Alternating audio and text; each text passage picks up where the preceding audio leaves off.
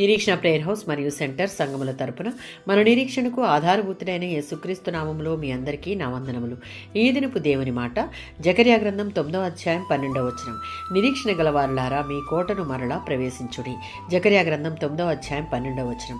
బంధకములలో పడియుండి నిరీక్షణ గలవారులారా మీ కోటను మరలా ప్రవేశించుడి. చెదిరిన ఇశ్రాయేలీయుల భవిష్యత్ అయోమయం కాదు.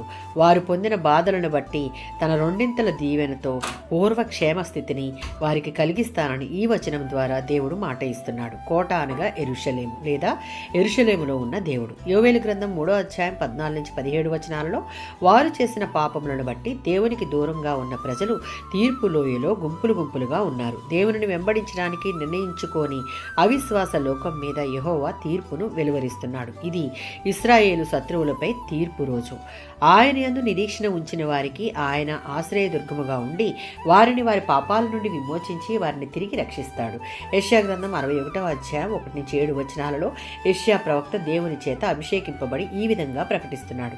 చెరలో బంధింపబడి దీనుల వలె విమోచన కొరకై ఎదురు చూస్తూ దేవుని యందు నమ్మికయుంచు వారిని విడిపించుటకు ఆయన మరలా రానయ్యున్నాడు. పాడైపోయిన స్థలములను మరలా కట్టుదురు అంటే క్రీస్తు రెండవ రాకడ తరువాత ఇశ్రాయేలు తిరిగి కట్టబడుతుంది. ఇశ్రాయేలీయులు దేవునిని ఆరాధిస్తారు.